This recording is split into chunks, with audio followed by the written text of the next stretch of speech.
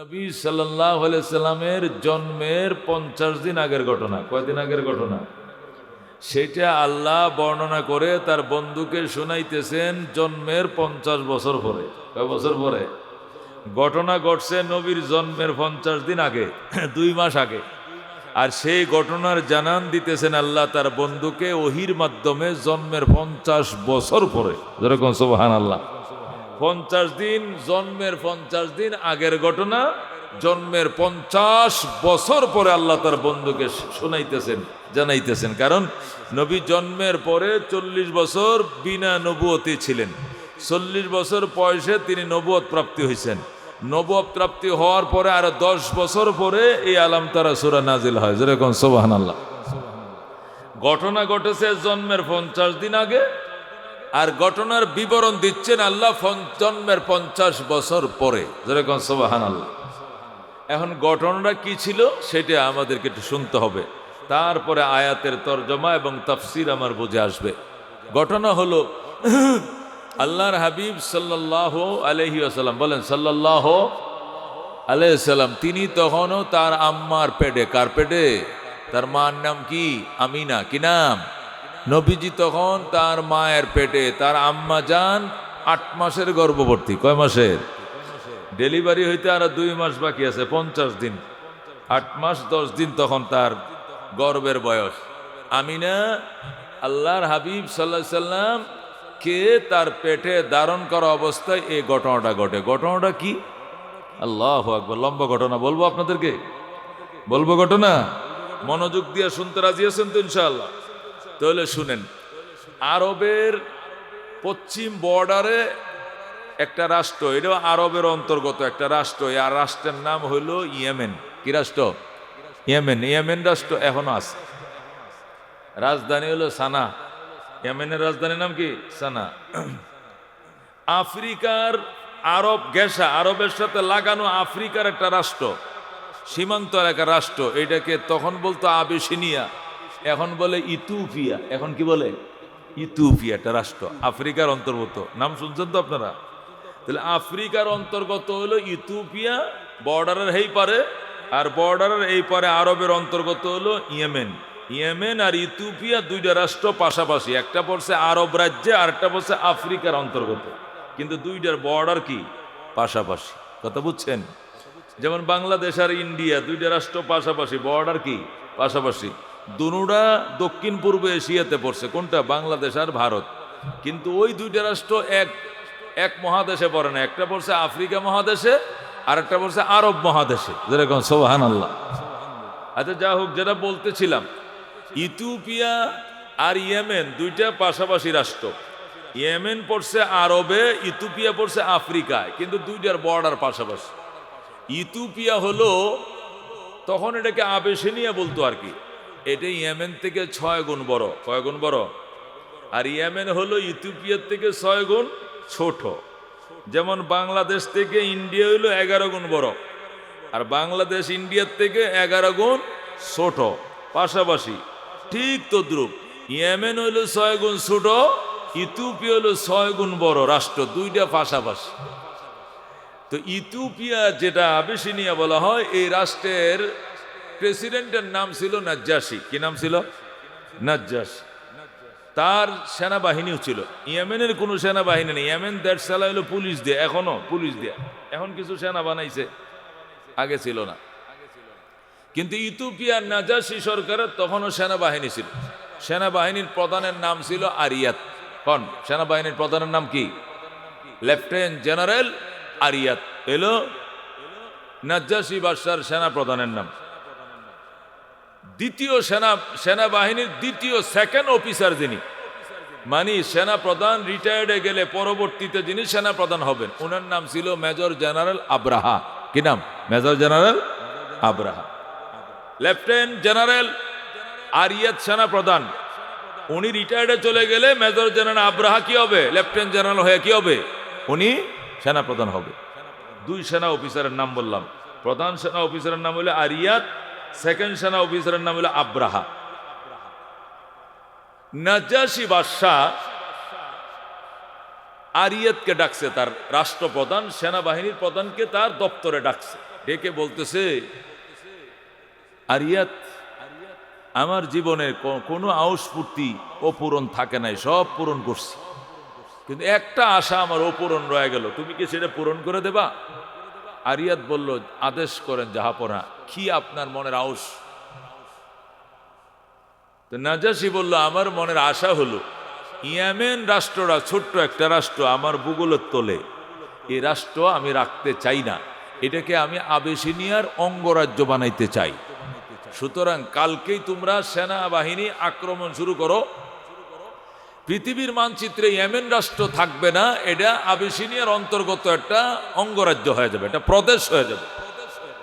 এই প্রস্তাবটা কে দিল? নাজ্জাশী। আরিয়াত বলল, জাহাপনা, এটা তো ব্যাপার না, আধা বেলা টাইম, মানে সকালে আক্রমণ শুরু করব, দুপুরের মধ্যে ইয়েমেন দখল করে নেব, কারণ ইয়েমেনিদের কোনো সেনা নাই, আমাদের সেনা আছে, আমাদের চাপ ওরা পুলিশ বাহিনী সইতে পারবে না, সুতরাং দুপুর বেলায় আমরা দেশ দখল করতে পারবো, কিন্তু শর্ত হলো দুইটা। সেনা প্রধান বলল, কয়টা শর্ত? এক নম্বর শর্ত হলো, আমার পরে যিনি সেনা প্রধান হবেন ওনার নাম হলো আব্রাহা, মেজর জেনারেল আব্রাহা। এই আব্রাহা আমার কমান্ড মানতে চায় না, এই অফিসারটা একটু ঘাড় বেখা অফিসার, গাঢ় থেরা অফিসার, এই অফিসারকে আপনি একটু ঢেকে বলবেন সে যেন আমার কমান্ড অক্ষর অক্ষরে মানে। নাজ্জাশী বললেন, ঠিক আছে, আমি তাকে ডেকে বলে দিব।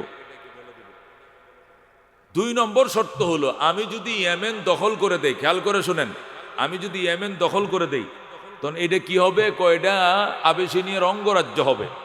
কয়ে অঙ্গরাজ্যের মধ্যে ইয়ে লাগবে না, গভর্নর লাগবে না, লাগবে। কাকে বানাইবেন গভর্নর? আমাকে গভর্নর বানাইতে হবে। এই শর্তটা করলো সেনা প্রধান আরিয়াত। আরিয়াত বলল, বাদশাহ নাজাশী, আমি ইয়েমেন দখল করে দিলে ইয়েমেনের গভর্নর বানাবেন আমাকে, আর আব্রাহাকে বলবেন সে যেন আমার কমান্ড অক্ষর অক্ষরে পালন করে। নাজাশী বলল, আমি সাদা কাগজে লিখিত দিলাম, দুটোটা শর্ত পূরণ করব। একটু পরেই আব্রাহাকে ডেকে বল, আব্রাহাম, তোমার ব্যাপারে আমার কাছে বিচার আসছে, তুমি নাকি সেনা প্রধানের কমান্ড মানতে চাও না, অক্ষরে অক্ষরে তার হুকুম মেনে চলতে হবে। দুই নম্বর, ইয়েমেন দখল করে দিলে আমি ইয়েমেনের গভর্নর আরিয়াতকে বানাবো, আর তোমাকে পরবর্তীতে সেনা প্রধান বানানো হবে, যাও চালাও আক্রমণ। এই বলে নাজাশী হুকুম দিয়ে দিল। সকালবেলা ইয়েমেনে আক্রমণ হয়ে গেল, অল্প সময়ের ভিতরে ইয়েমেন দখল করে নিল। ইয়েমেন দখল করার পর ইয়েমেনের স্বাধীন রাষ্ট্রের যে পতাকা ছিল সব পতাকা নামায় দিল। প্রত্যেকটা রাষ্ট্রের পতাকা আছে না, বাংলাদেশের আলাদা পতাকা, ইন্ডিয়ার আলাদা পতাকা আছে কিনা, ইয়েমেনের পতাকাগুলো নামায় দিয়া ইয়েমেনের মধ্যে আবেসিনিয়ার পতাকা উড়াইয়া দিল, আর ইয়েমেনের পতাকা নামায় দিয়া গোটা ইয়েমেনের মধ্যে 144 জারি করে দিল, 144 দ্বারা জারি। একটা মানুষ কথা বলতে পারবে না, দুইজন একসাথে চলতে পারবে না, কোনো মিটিং নাই, মিছিল নাই। এই দেশ আর স্বাধীন দেশ নয়, এই ইয়েমেন এখন পরাধীন হয়ে গিয়েছে, আবেসিনিয়ার অঙ্গরাজ্য। যা হোক, যেভাবে শর্ত করছে এইভাবে দেশ দখল করে দিয়েছে। দেশ দখল করে দিয়া আরিয়াত এবং আব্রাহা, দুই সেনা অফিসার, ফুলের তুরা নিয়া সাক্ষাৎ করতে গেছে কার সাথে? নাজাশীর সাথে। নাজাশী সাহেব, আপনার মনের আশা ছিল ইয়েমেন দখল করে দিবা, আমরা ইয়েমেন দখল করে দিয়েছি, এখন আপনার শর্তগুলো আপনি পূরণ করেন। নাজাশী বলল, আজকের থেকে ইয়েমেনের গভর্নর তুমি। আরিয়াতকে বলল, আরিয়াত, আজকের থেকে তুমি ইয়েমেনের গভর্নর, আর তোমার পরবর্তী অফিসার আব্রাহাকে, মেজর জেনারেল আব্রাহাকে সিনিয়র অফিসার হিসাবে তাকে এখন সেনা প্রধান বানানো হলো। এই নির্দেশ যখন নাজাশী দিয়া দিল, আব্রাহা বলল, আমি এই হুকুম মানি না। আরিয়াতকে আপনি ইয়েমেনের গভর্নর বানাবেন আর আমাকে সেনা প্রধান বানাবেন, আমি মানি না। আমি আব্রাহাকে ইয়েমেনের গভর্নর বানাইতে হবে। কারণ কি? আমি আগেই কথা দিয়েছি, আরিয়াতকে সেনা প্রধানকে ইয়েমেনের গভর্নর বানাবো, পরবর্তী সেনা অফিসারকে সেনা প্রধান বানাবো, এটা তো আমার আগেই কথা ছিল। আব্রাহা বলে, আমি মানি না, কারণ যুদ্ধ করেছি আমি, দেশ দখল করেছি আমি, আর সেনা প্রধান শুধু ওয়ারলেস নিয়ে ঘুরছে, কোনো কাজ করে নাই, এই জন্য তাকে গভর্নর বানানো যাবে না, গভর্নর বানাতে হবে আমাকে। এখন দুই সেনা অফিসার লাগছে ঝগড়া। আরিয়াত বলে আমি ইয়েমেনের গভর্নর হব, আব্রাহা বলে আমি ইয়েমেনের গভর্নর হব। যখন ঝগড়া লাগছে তখন নাজ্জাশী, প্রেসিডেন্ট নাজ্জাশী বলল, তোমরা দুইজন ক্যান্টনমেন্টে ঢুকো, ঢুকে মাঠের মধ্যে এই পাশে একজন অস্ত্র নিয়ে দাঁড়াও, ওই পাশে অস্ত্র নিয়ে দাঁড়াও, দুইজনে গোলাগুলি করবা, যে জিতবে তাকে ইয়েমেনের গভর্নর বানানো হবে। এই যে কপাল মন্দ হয়ে গেল। এখন আব্রাহা দাঁড়াইছে এক পাশে, আর ইয়াদ দাঁড়াইছে এক পাশে। আর ইয়াদ গুলি দেয়, আব্রাহা ফিরে ফেলে, আব্রাহা গুলি দেয়, আর ইয়াতে ফিরে ফেলে। গোলাগুলি পাল্টা গোলাগুলি হতে হতে হতে হতে হঠাৎ করে আব্রাহার গুলি উড়িয়ে নিল আর ইয়াতের মাথার খুলি, মানে সেনা প্রধান স্পট ডেড। সেনা প্রধান আর ইয়াত স্পট ডেড হয়ে গেল। জিতে গেল কে? সেকেন্ড অফিসার আব্রাহা, সে জিতে গেল। তখন নাজ্জাশীর দরবারে সেনা প্রধানের কাল্লা হাজির করা হলো। জাহাপনা, দেখুন, সে কোনো চৌকস সেনা অফিসার নয়, সে শুধু আপনার দল করে, এই জন্য তাকে সেনা প্রধান হিসেবে প্রমোশন দিয়েছেন। আসলে সেনা প্রধান হওয়ার যোগ্যতা তার নাই, নতুবা আমি আব্রাহার সাথে সে যুদ্ধ করে পারল না কেন? তখন নাজ্জাশী বলল, ঠিক আছে আব্রাহা, তোমাকে ইয়েমেনের গভর্নর বানানো হলো। এই যে আব্রাহা হয়ে গেল কিসের? ইয়েমেনের গভর্নর। আব্রাহা যখন ইয়েমেনের গভর্নর হয়ে গেল, আব্রাহা প্রেসিডেন্ট নাজ্জাশীর কাছে টাকা চাইল। নাজ্জাশী টাকা দেন, টাকার বস্তা দেন, ফান্ড দেন। কেন? ওই ইয়েমেন দেশটাকে সুন্দর করে পুনর্গঠন করতে হবে, কারণ যুদ্ধ করে দেশটাকে আমরা জয় করছি, রাস্তাঘাট ফুল ব্রিজ সব ধ্বংস করে দিয়েছি। একটা রাষ্ট্রের মধ্যে যুদ্ধ চললেও রাষ্ট্রের কোনো অস্তিত্ব থাকে না, ঠিক কিনা? এই ফিলিস্তিনের সাথে ইসরায়েলের যুদ্ধ চলতেছে, কথা কোন ঠিক কিনা? ইউক্রেনের সাথে রাশিয়ার যুদ্ধ চলতেছে। রাশিয়া এই পর্যন্ত 4 লক্ষ সেনা হারাইছে। কয় লক্ষ? 4 লক্ষ সৈনিক রাশিয়ার শুধু মারা গেছে, 3 লক্ষ সৈনিক ইউক্রেনের মারা গেছে। আর ইউক্রেনরা তো তামা তামা করে ফেলাইছে। এই যে ইসরায়েলের সাথে ফিলিস্তিনের যুদ্ধ, ফিলিস্তিনের তো কিছুই নাই, এরা শুধু রাইফেল পিস্তল দিয়া বোমা টুমা দিয়ে যুদ্ধ করে, এটি দেখে পারা যায়। ওরা উপর দেয়া বোমার অভিমান দিয়ে মারে, পুরা ফিলিস্তিনকে পাউডার বানায় ফেলাইছে। ফিলিস্তিনের একটা বিল্ডিং নাই, সব ঘুরিয়ে দিয়েছে, কতক্ষণ ঠিক কিনা? ও দোস্ত, খেয়াল করে শুনেন, যখন ইয়েমেন দখল করছে যুদ্ধ করে, ইয়েমেন তো এটা বিধ্বস্ত দেশ। এই জন্য আব্রাহা বলল, বাদশাহ নাজ্জাশী, আমি যেহেতু ইয়েমেনের গভর্নর হয়েছি, আমাকে কোটি কোটি টাকা দেন, আমি ইয়েমেনটাকে সুন্দর করে সাজাই। তখন নাজ্জাশী তাকে টাকা দিল, আর আব্রাহা ইয়েমেন সাজাইতে শুরু করলো। সুন্দর করে রাস্তা বানাইতেছে, ফুল বানাইতেছে, ব্রিজ বানাইতেছে, স্কুল কলেজ মাদ্রাসা মসজিদ সব বানাইতেছে। হঠাৎ করে জিলহজের চাঁদ উঠছে। কিসের চাঁদ? জিলহজের চাঁদ উঠছে। যখন জিলহজের চাঁদ উঠছে, তখন ইয়েমেনের যারা খ্রিস্টান ছিল, মুসলমান তো তখন নাই, আমাদের নবী এখনো জন্মই হয় না, তো ইসলাম হবে করতে গিয়া, তখন খ্রিস্ট ধর্ম ছিল। খ্রিস্টানরা হাজার হাজার খ্রিস্টানরা যারা পয়সাওয়ালা, এরা এহরামের কাপড় পরে লাব্বাইক আল্লাহুম্মা লাব্বাইক, লাব্বাইক লা শারীকা লাকা লাব্বাইক, ইন্নাল হামদা ওয়ান নি'মাতা লাকা ওয়াল মুলক লা শারীকা লাক বলে তালবিয়া পড়তে পড়তে ছুটছে মক্কা শরীফের দিকে। সুবহানাল্লাহ। ইয়েমেনের হাজার হাজার খ্রিস্টান, ধনী খ্রিস্টানরা যখন হজ করার জন্য ছুটছে বাইতুল্লাহ, সৌদি আরবের দিকে, কাবা ঘরের দিকে, তখন ওই আব্রাহা বলতেছে, কিরে ইয়েমেনের মানুষ, তোমরা কই যাও, তোমরা কই যাও? আল্লাহু আকবার। খ্রিস্টানরা কো, বস আপনি কি জানেন না, মুসলমান যারা পয়সাওয়ালা ইমানদার যারা ধনী আছে, এদের উপর হজ ফরজ, আমরা ফরজ হজ পালন করার জন্য মক্কায় যাই। আব্রাহা বলল, হজ পালন করবা ভালো কথা, কিন্তু মক্কায় যাইবা কেন? মক্কায় আল্লাহর ঘর কাবা আছে, আল্লাহর ঘর ছাড়া হজ পালন করা যায় না। যেহেতু আল্লাহর ঘর মক্কা শরীফে, এই জন্য আল্লাহর ঘর জিয়ারতে আমরা মক্কায় যাই। তখন আব্রাহা বলল, আল্লাহর ঘর কি আর বানানো যায় না? কয় না, আল্লাহর ঘর জমিনে একটাই হয়। তখন এই অভিশপ্ত আব্রাহা বলল, আমি আল্লাহর ঘর আরেকটা ইয়েমেনের মধ্যে বানাবো, একটা কেউ মক্কায় যাইতে দেওয়া হবে না। যখন নাউজুবিল্লাহ। এই যে আব্রাহার মাথায় শয়তান ঢুকলো, আব্রাহাকে হজ করার জন্য সৌদি যাইতে হবে গিল্লে গিয়া, আল্লাহর ঘর সৌদি আরবে, এই জন্য আল্লাহর ঘর আরেকটা আমি এই দেশে বানাবো, তারপরে সৌদিতে যাইতে দেওয়া হবে না।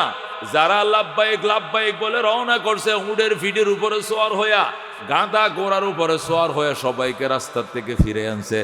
আর নে এহরাম খোলায় ফেলাইছে, আর বলছে হজে যাওয়া যাবে না, আমার 6 মাস সময় দাও, ইয়েমেনের মধ্যে দ্বিতীয় কাবা বানাইতেছে, দ্বিতীয় কাবা বানাইতেছে। জোরে কর নাউজুবিল্লাহ। কাবা কয়টা দুনিয়াতে? কয়টা কাবা? কাবা কি দুইটা হবে? দুইটা হবে। কিন্তু আব্রাহা বলল আমি দ্বিতীয় কাবা বানাবো ইয়েমেনের রাজধানী সানায়। আমি কাবা বানাবো, এই জন্য দামি দামি পাথর দিয়া সুন্দর করে একটা গড় বানাইছে, কাবা শরীফের মতো সুন্দর গড় বানায়াম। এরপরে নাজ্জাশী বাদশাকে সংবাদ দিছে, বাদশা নাজ্জাশী আপনি সোমবার দিন আসেন, দুপুর 2টা বাজে কাবার 2 নম্বর ঘরটাকে উদ্বোধন করা হবে। নাজ্জাশী বলছে ঠিক আছে আমি আইতেছি, কাবা উদ্বোধন করা হবে। নাজ্জাশী আসবে, এই জন্য বাদশাহ আব্রাহা ইয়ামেনকে সুন্দর করে সাজাইছে, পুরা ইয়ামেনের মধ্যে গেটিং লাইটিং করছে, ফুলের তোড়া নির্মাণ করছে, তোরণ দেয়া ভরে ফেলছে, একটু পরে পরে গেট সুন্দর করে সাজাইছে ইয়ামান, কারণ কেন্দ্রীয় সরকার প্রধান নাজ্জাশী আইতেছে। এই দিক দিয়ে কাবাগরের প্রতিবেশী, মক্কার কাবাগরের প্রতিবেশী কুরাইশের কিছু যুবক, এরা ব্যবসার জন্য রাত্রিবেলা ইয়ামেনের রাজধানীতে হাজির হয়ে গেছে। কাবার কিছু প্রতিবেশী, এরা আল্লাহর ঘরের বড় প্রেমিক ছিল, এরা ব্যবসার উদ্দেশ্যে মক্কায় আসছে, মক্কার থেকে এরা আসছে ইয়ামেনে। ইয়ামেন আইসা দেখে পুরো ইয়ামেনকে সুন্দর করে সাজানো হয়েছে। তখন কাবাগরের প্রতিবেশী কুরাইশের যুবকরা জিজ্ঞেস করে, কিরে ইয়ামেনের ভাইরা, তোমাদের দেশে কিসের অনুষ্ঠান? বা আমাদের দেশে আগামীকালকে কাবাগর উদ্বোধন করা হবে। মক্কার মানুষ তো অবাক হয়েছে, কাবাগর তো আমাদের মক্কায়, এই দেশে কেমনে উদ্বোধন হবে?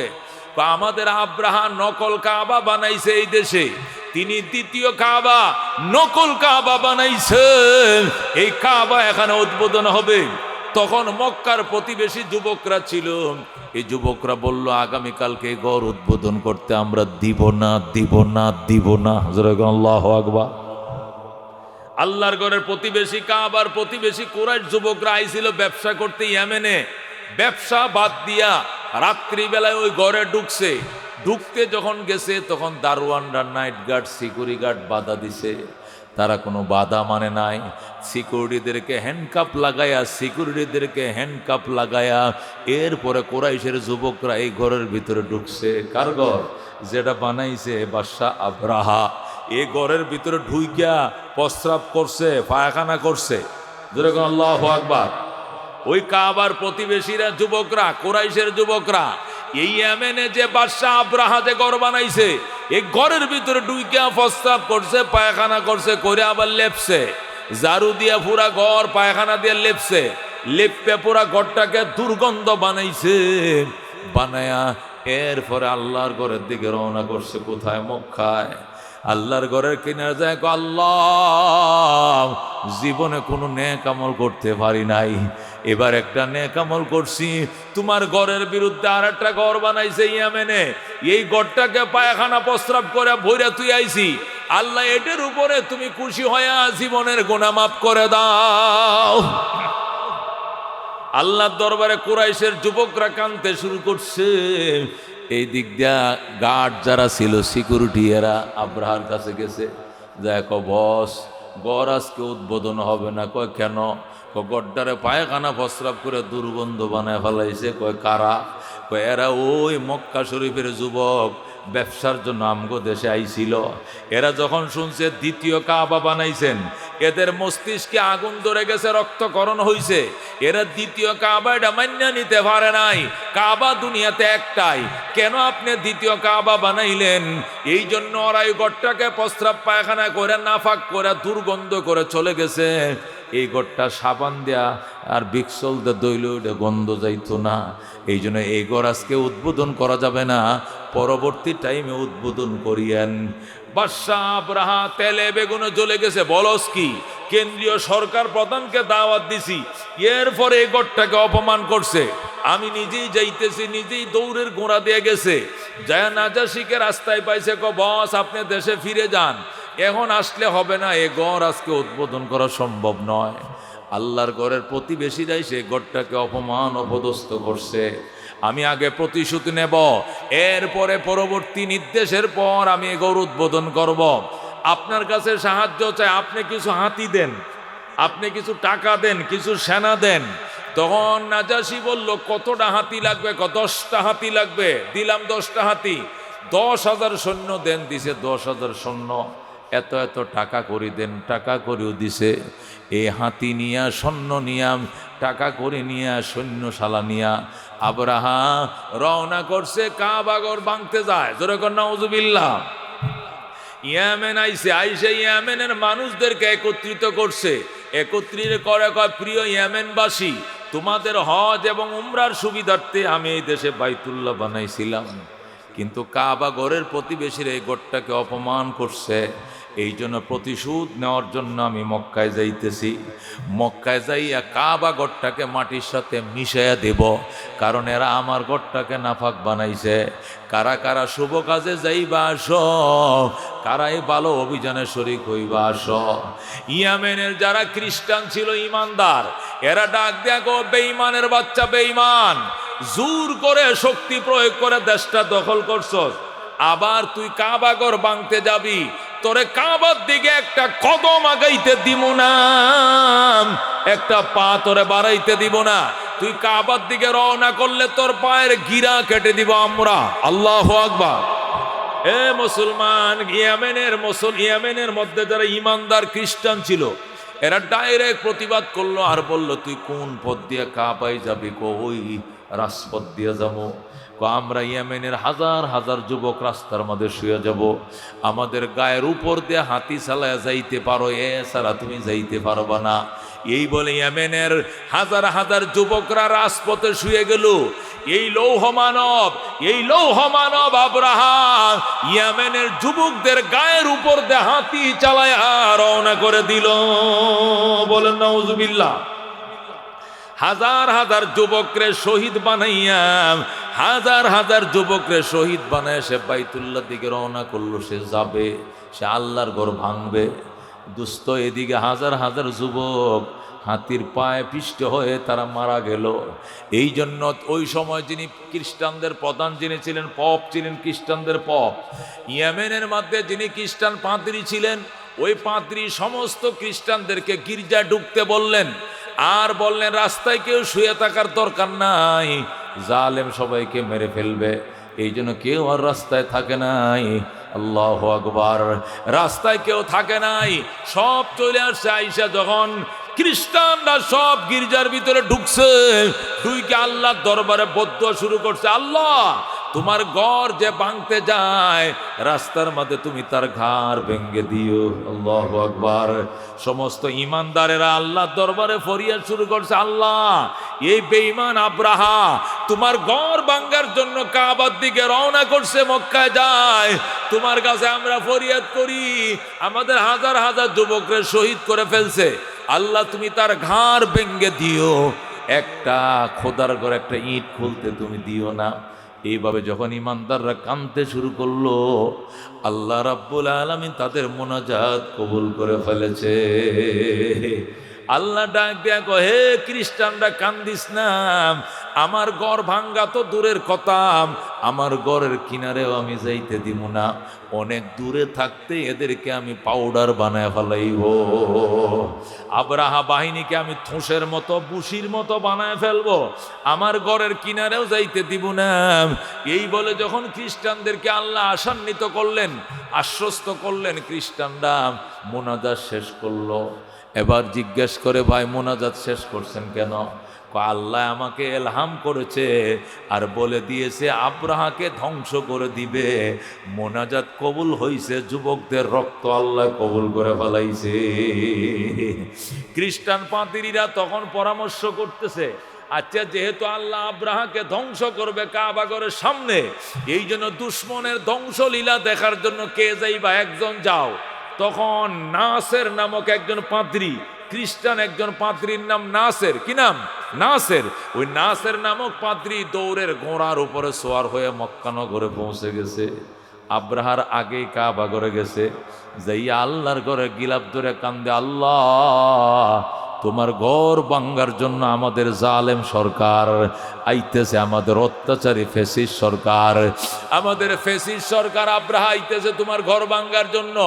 আল্লাহ তোমার ঘর ভাঙতে যেন না পারে, তুমি তোমার ঘরের থেকে দূরে থাকতেই তাদের ঘাড় ভেঙ্গে দিও। আল্লাহু আকবার।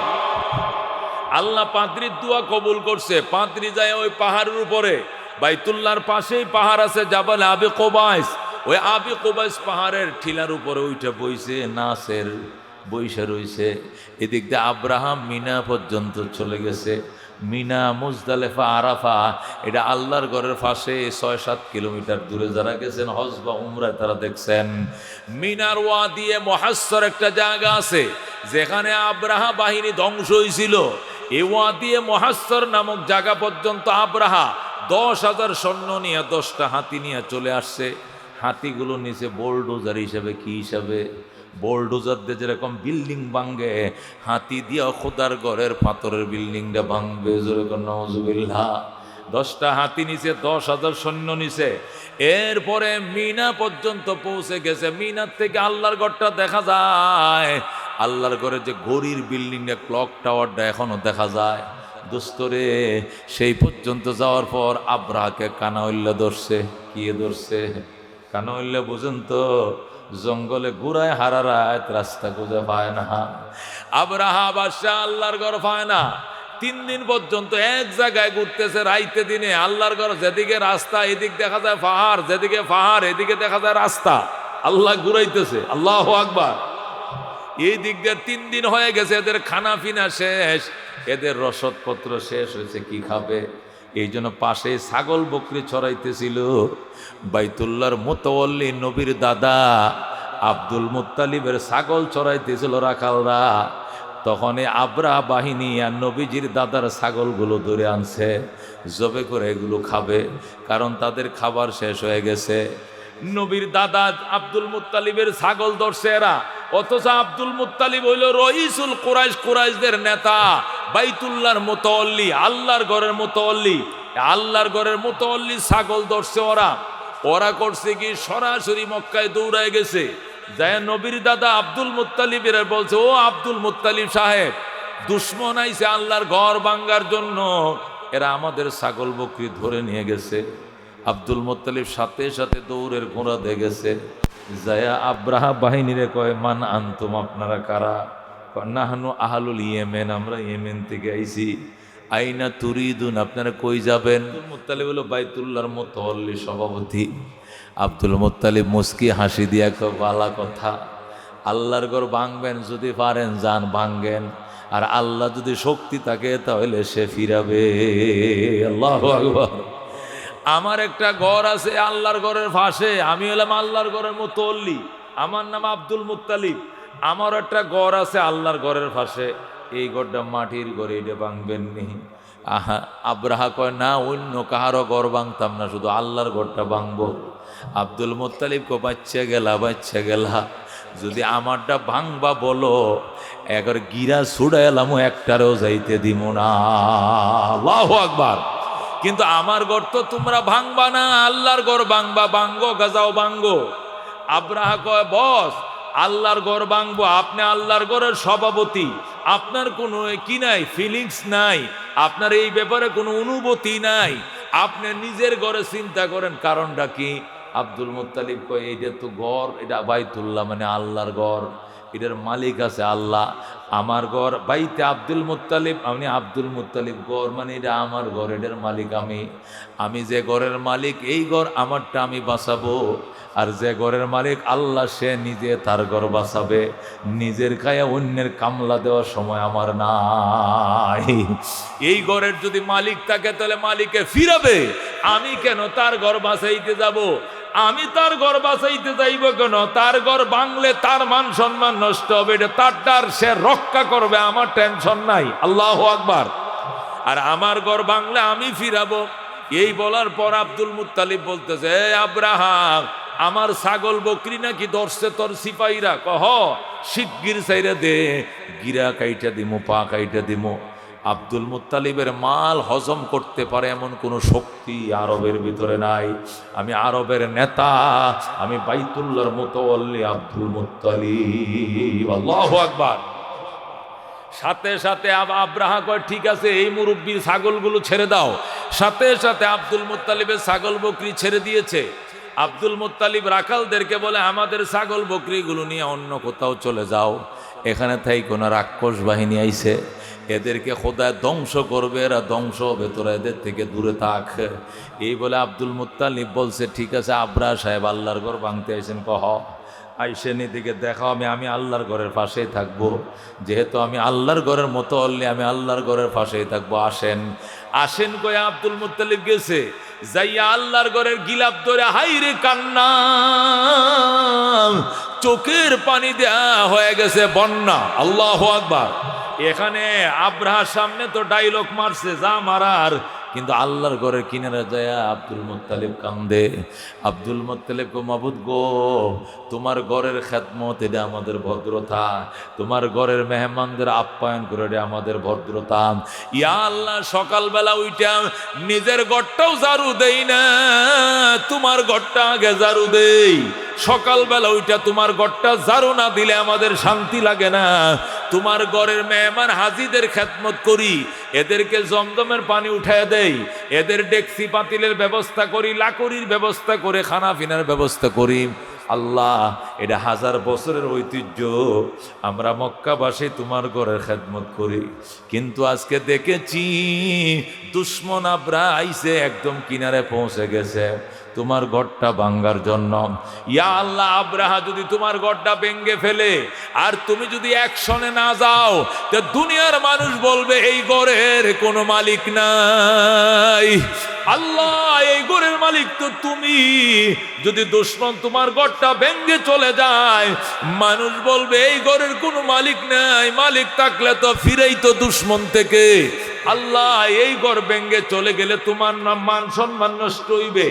আমার ঘর বাংলে আমি আব্দুল মুত্তালিবের মান যাবে, তোমার ঘর বাংলে তো তোমার মান যাবে।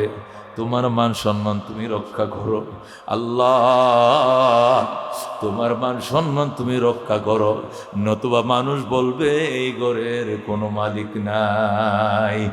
এইভাবে যখন আব্দুল মুত্তালিব কাঁদতে শুরু করছে, আওয়াজ আসতেছে আব্দুল মুত্তালিব কান্দিস না,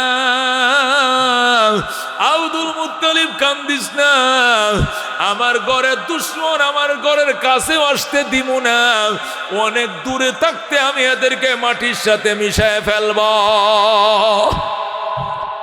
আল্লাহ আগে আব্দুল মুত্তালিব রে বলে দিছে, আরে আব্দুল মুত্তালিব কান্দিস না, আমার ঘরের একটা দুশ্মনকে কিনারে আসতে দিব না, আমার ঘরের ইট পর্যন্ত খুলতে দিব না, অনেক নিরাপদ দূরে থাকতে এদেরকে আমি ধ্বংস করে দিব। এই কথা যখন বলছে আব্দুল মুত্তালিব খুশি হইয়া ওই পাহাড়ের উপরে উঠছে। সে দেখবে এখান থেকে ওই যে ওয়াদিয়া মুহাসসার দেখা যায়, এখান থেকে মিনা দেখা যায়, যেখানে কানা উল্লে ঘুরাইতেছে আব্রাহারে, ওই পাহাড় থেকে দেখা যায় আব্দুল মুত্তালিব পাহাড়ের উপরে উঠছে। উইটা যেই মাত্র গুহার ভিতরে মাথা ঢুকাইছে, আরেক কল্লার সাথে টাক্কর লাগছে, আরেক মাথার সাথে টাক্কর লাগছে। ওই মাথা কার? ওই যে নাসের পাদ্রী, ওই ইয়েমেন থেকে আইসে আগেই পাহাড়ের উপর আশ্রয় নিছিল, তার কল্লার সাথে আব্দুল মুত্তালিবের কল্লা টাক্কর লাগছে। আব্দুল মুত্তালিব, কে রে, কে কে কে তুই কে তুই কে? আমার বাড়ি ইয়েমেনে। তুই কবে আইসস? 2 দিন আগে আইসি। কেন?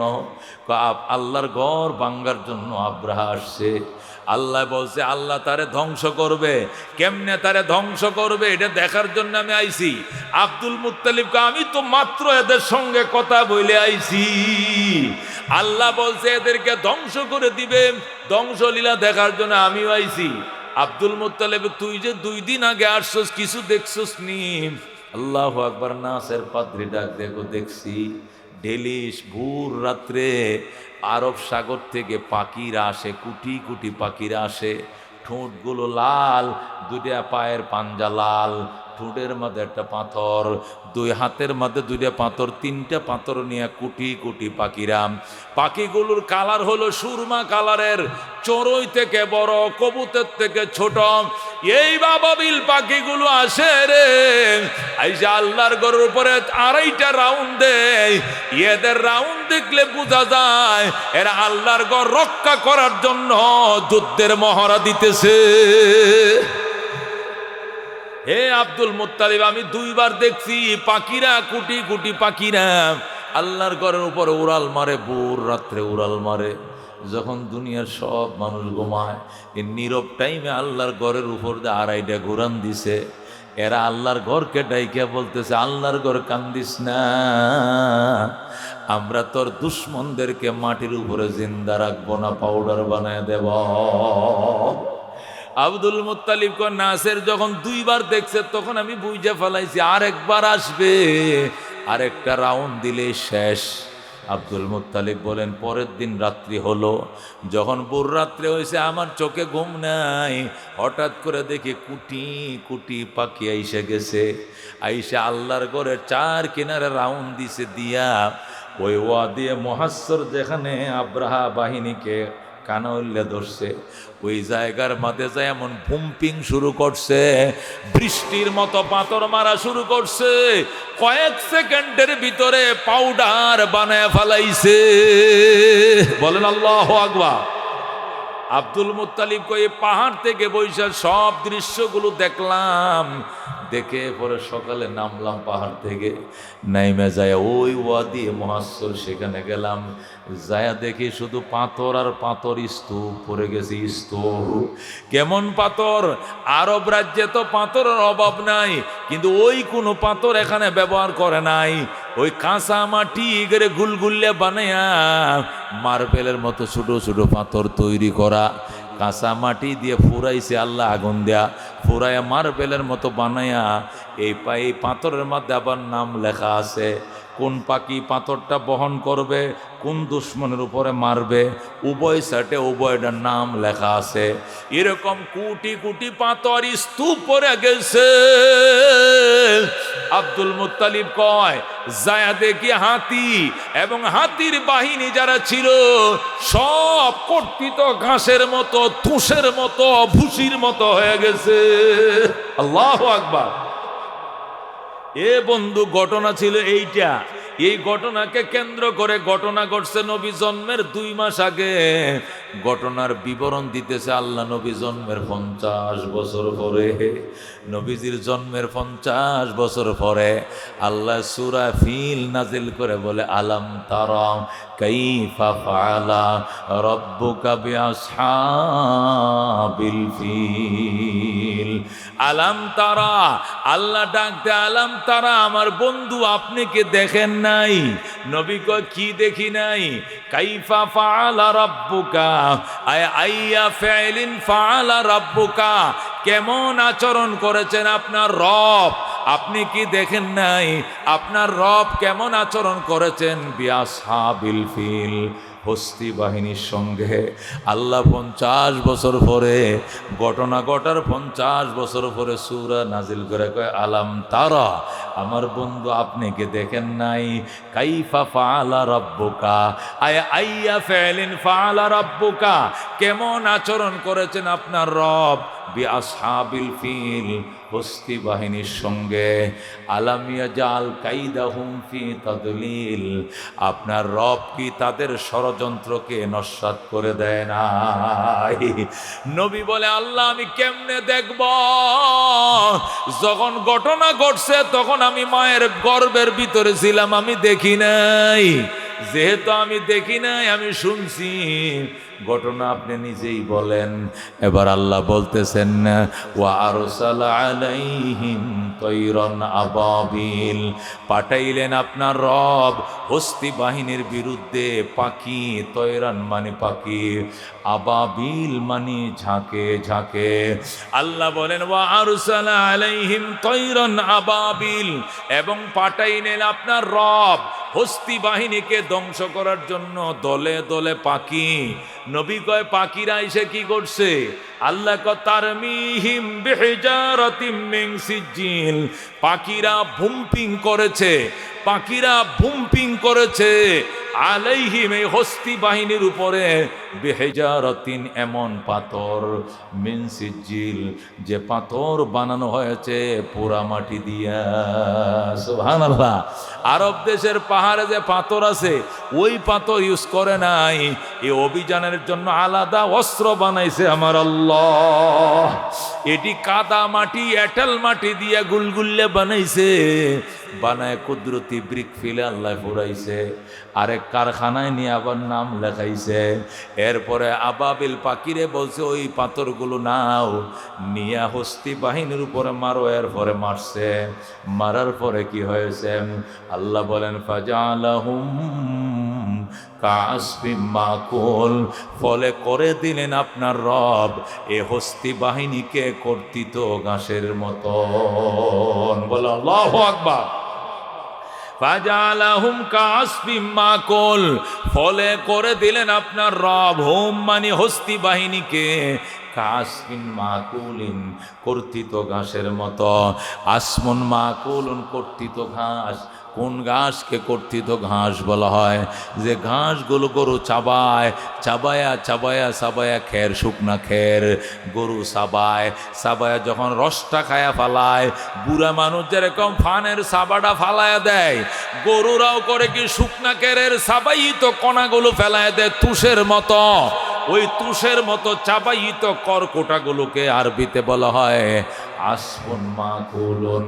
আল্লাহ বলেন ফাজালাহুম কাসফিম মাকুল, ফলে করে দিলেন আপনার রব এ হস্তি বাহিনীকে কর্তৃত ঘাসের মতো। ঘাস চাবায় যেরকম পাউডার করে গরু, হস্তি বাহিনীকেও এ আবাবিল পাখি এমন পাউডার বানায় ফেলেছে। যেরকম আল্লাহু আকবার। ও দোস্ত, এ আয়াতে সূরা আল্লাহ তার বন্ধুকে নাজেল করে কি বুঝাইতেছে? আল্লাহ সূরা তার বন্ধুর কাছে জন্মের 50 বছর পরে এই সূরা অবতরণ করে আল্লাহ বুঝাইতেছে, দোস্ত, জালেম দুনিয়াতে ছিল, জালেম দুনিয়াতে আছে, জালেম ভবিষ্যৎ আসবে, তবে তাদের জুলুম এটা ক্ষণিকের, ইনসাফ সব সময় মাথা উঁচু করে থাকে, সত্য সব সময় মাথা উঁচু করে থাকে, অসত্য মাঝে মাঝে মাথা ছাড়া দেয়, চিরদিন সত্যই দাঁড়িয়ে থাকে, অসত্য মাথা নত করে দেয়। কথা কোন ঠিক কিনা? এই জন্য দুস্থ অসত্য দেইকা ভয় পাইতে নাই। অসত্য যে মাথা ছাড়া দেয় এটা সাময়িক ক্ষণিকের জন্য, এটা চিরস্থায়ীর জন্য নয়। কিছুদিনের জন্য দেখবেন অসৎ মাথা দিয়ে দিছে, ভয়ের কোনো কারণ নাই। আল্লাহ বলেন ওয়াতিলকাল আইয়াম নুদাবিলুহা বাইনান নাস, এই দিন দিন নয়, আরো দিন আসবে, এই কথা আমার আল্লাহ বলছেন রে দোস্ত। এই জন্য জুলুম করবা না রে ভাই, কাহার উপর অন্যায় করবা না। শক্তি আছে গায়ে, এই জন্য সীমানার খোঁড়া নাড়াইয়া ক্ষেত বড় বানাইবা না, কোদাল দিয়ে খুবাইয়া জমিন বড় বানাইও না। দোস্তরে ক্ষেতের বাতে যদি ফ্যাট না ভরে, আইলের বাতে তোমার ফ্যাট ভরবে না। কথা কোন ঠিক কিনা? তুমি যে জুলুম করতেছো, তোমার গায়ে শক্তি আছে এই জন্য তুমি জুলুম করতেছো, তোমার দল ক্ষমতা আছে এই জন্য তুমি জুলুম করতেছো, তোমার ফেসিবাদ আছে এই জন্য জুলুম করতেছো, তোমার লাঠিয়াল বাহিনী আছে এই জন্য জুলুম করতেছো। আর ওই লোকটা শেষ রাত্রে কান্দা চোখের পানি দেয়া বালিশ ভিজাইতেছে। আল্লাহ আনা ইনদা মুনকাসিরাতুল কুলুব, আমি আল্লাহ বাঙ্গা অন্তরওয়ালার সাথে আছি।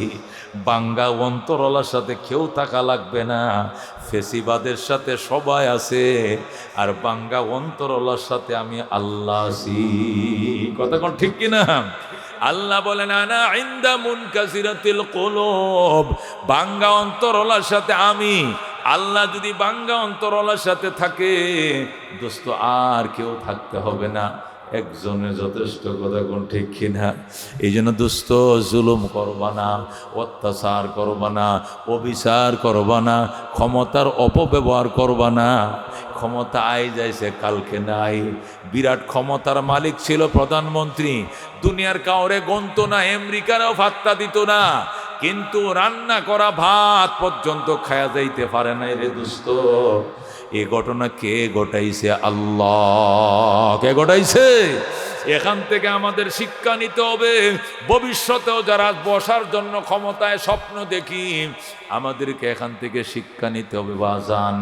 আল্লাহ পরিষ্কার বলছেন, ক্ষমতা আমি কাউরে বোঝায় দেই নাই, ক্ষমতার দায়িত্ব আমি আল্লাহ আমার হাতে রেখে দিয়েছি। কুলিল্লাহুম্মা মালিকাল মুলক তুতিল মুলকা মান তাশা ওয়া তানজিউল মুলকা মিম্মান তাশা ওয়া তুইজ্জু মান তাশা ওয়া তুযিল্লু মান তাশা বিয়াদিকাল খায়র ইন্নাকা আলা কুল্লি শাইইন কাদির। বলেন আল্লাহু আকবার।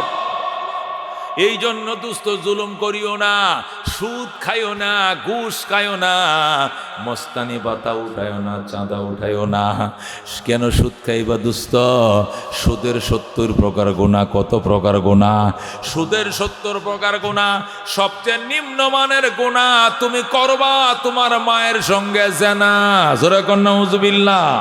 সুদের 70 প্রকার গুনাহ, তার মধ্যে সবচেয়ে ছোট গুনাহ তুমি করবা তোমার মায়ের সঙ্গে জিনা। আইয়ান কি হার রজুল উম্মাহু, মানুষ তার মারে বিয়া করিয়া সংসার করলে যে পাপ, সুদের টাকা খাইলে এমন পাপ। জোরে কোন নাউজুবিল্লাহ। আল্লাহ নবী বলেন, লাআনা রাসূলুল্লাহি সাল্লাল্লাহু আলাইহি ওয়াসাল্লাম আকিলার রিবা ওয়া মুকিলাহু ওয়া কাতিবাহু ওয়া শাহিদাইহি ওয়া ক্বালাহুম সাওয়া। আল্লাহ নবী বলেন, অভিশাপ আল্লাহর, অভিশাপ রসুলের সুদদাতার উপরে, সুদ গ্রহীতার উপরে, সুদের সাক্ষীর উপরে, সুদের লেখকের উপরে। জোরে কোন নাউজুবিল্লাহ। এই জন্য সুদকুর যে থাকবে একে সালাম দিও না, সালাম দিলে উত্তর লইও না। সুদকুরকে কোনোদিন চা খাওয়াইবা না। সুদকুর যদি সাইদে তোমার চার দোকানে চা খাওয়ায়, এর চাটা তুমি খাইবা না, অন্তরটা অন্ধকার হয়ে যাবে, নামাজ রোজায় মজা পাইবা না। সুদকুরের কোনো ঈমান নাই। সুদকুর সম্পর্কে আল্লাহ 5টা শাস্তি ঘোষণা করছেন। 1 নম্বর, সুদকুর পাগল হয়ে উঠবে জাহান্নামের কাতারে। জোরে কোন নাউজুবিল্লাহ। 2 নম্বর, সুদকুরের বিরুদ্ধে আল্লাহ যুদ্ধ ঘোষণা করেছেন। 3 নম্বর, সুদকুর কাফের। 4 নম্বর, সুদকুর জাহান্নামী। জোরে কোন নাউজুবিল্লাহ। সুদকুর চিরস্থায়ী জাহান্নামী। এই জন্য দোস্ত, সুদকুর যদি মাগনাও চা খাওয়ায়, এটার গাছক্য রক্ত নাই, তুমি এর চা খাইও না। আজকে তোমার চা খাওয়াইছে, কালকে এটা তোমার নামে লিখে রাখবো 5 টাকা। 1 বছর পরে কো তোমার কাছে আমি 60,000 টাকা পাই। কই কেমনে? কই একদিন 5 টাকা দিয়ে চা খাওয়াইছিলাম, 2 বছর হয়েছে, এই 2 বছরের সুদে আসলে মিলে 60,000 হয়ে গেছে। আমার দেশে আল্লাহু আকবার, কিছুদিন আগে এক জানাজায় গেলাম, যায় শুনি ওই 65 বছর আগে নাকি 300 টাকা সুদ দিছিল। কয়শো টাকা? 65 বছর আগে। 65 বছর আগে মানে স্বাধীনতার আগে, পাকিস্তান আমলে এক লোকরে আর এক লোকে 300 টাকা সুদি লাগাইছিল। এরপরে যিনি সুদে টাকাটা নিছিল, ওই আসল টাকাটা দিয়ে দিছিল, কিন্তু লাভ দিতে পারে নাই। লাভের টাকা দিতে পারে নাই, সে মাপ চাইছে, আমারে মাপ করে দে, শুধু আসলটি দিলাম, লাভ দেই নাই। তখন বলছে ঠিক আছে মাপ করে দিলাম। কিন্তু 65 বছর পরে যখন গত মাসে মারা গেছে, তখন আইসে আপনার কাছে 65 লক্ষ টাকা পাই। কয় লাখ টাকা পাই? যদি আমার 65 লাখ টাকা না দেন তাহলে জানাজা পড়তে দিব না। পরে এলাকার মায় মাতাব্বরা মিলে দূর হারাম জাদা, বেইমানের বাচ্চা বেইমান, যদি এখানে আইবে ফায়ার গিরা কাটলাম, ঠ্যাং বাইঙ্গালামো বাইরিয়া, বেইমানের বাচ্চা বেইমান। 300 টাকা পাইতে আসলটা তো দিছে, তো লাভ দেয় নাই। এই লাভ হিসাব করতে করতে 65 বছরে এই 65 লাখ টাকা পায়। এই 65 লাখ টাকা দিতে হবে, এরপরে জানাজায় পড়তে হবে, কবরে রাখতে হইব। এই হইল এই সমস্ত সুদকুরদের অবস্থা। এদের চোখে রক্ত নাই, বুকে মায়া নাই, কতক্ষণ ঠিক কি নাই, দেমাগে কোনো লাজ নাই, লজ্জা নাই। এরা টাকা চায়, এদিকে ছায়া থাকে, ওই দিকে টাকা দে, টাকাটা দে, কেটটা ওই যে তোর কাছে গত মাসে 2,000 দিয়েছিলাম, এখন 2,500 দে। ছায়ের হয়েছে এদিকে, হাত দিয়েছে এদিকে, কি লেগিয়া? চোখে চোখে চাইলে তো মায়া লাগবো। এটা গরিব মানুষ, দিতে পারে না, এটা কান্তাছে, চোখে পানি মুছতেছে, এই জন্য এদিক না তাকায় ওই দিক টাকা ঠেয়াটা দে, ঠেয়া দে, আছে কিনা? আছে কিনা? এই জন্য সুৎকুরের চা খাইবা না, সুৎকুরের কাছে মাইয়া বিয়া দিবা না, সুৎকুরের ছেলের কাছে মেয়ে বিয়া দিবা না, সুৎকুরের মেয়ে তোমার ছেলের জন্য বিয়ে আনবা না। সামাজিকভাবে এরে বয়কট করবা, এরে পুরা উলঙ্গ অপদস্থ করবা, এরে আল্লাহ হাসরের ময়দানে পাগল করে উঠাইব। দুনিয়ার সমাজও এরে তোমরা পাগল বানায় ফালাইবা। সুৎকুর ঘুষখোর এদেরকে কোনো রেহাই নাই, এদের কোনো ছাড় নাই। ও দুস্ত, ও দুস্ত, আল্লাহ নবী সাল্লাল্লাহু আলাইহি সাল্লাম বলছেন হালালে বেজাল নাই, হারামে আরাম নাই। কথা কোন ঠিক কিনা? সুদে লাগা টাকায়া বয়া বয়া কয়েকদিনের মধ্যে কয়েক লক্ষ টাকার মালিক হয়ে গেছো। হঠাৎ শুনবা ছাত্রীর নিচে দেখাইতে ধরছে, নিয়ে যাইবে শ্রীপুর, ফাটাইব ঢাকা, ফাটাইছো ঢাকা, ফাটাইবে ইন্ডিয়া, ফাটাইছো ইন্ডিয়া, ফাটাইব সিঙ্গাপুরে যাবে, বলবে সাইডে বলক পাওয়া গেছে। এর ওপেন হার্ট সার্জারি লাগবে, নাহলে রিং বয়াইতে হবে, টাকা লাগবে 16 লাখ, কামাইছিলা 12 লাখ, আরো 4 লাখ জমি বেচা এক টানে চলে যাবে 16 লাখ। ঠিক কিনা? আর যদি সুদের টাকা না খাও, ইমানদারি জীবন যাপন করো, একটা প্যারাসিটামল খাইতে হবে না, আল্লাহ সুস্থ রাখবে, সুস্থ অবস্থা কালিমা দিয়ে মরণ দিবে, জান্নাতে যাইবা। কথা কোন ঠিক কিনা?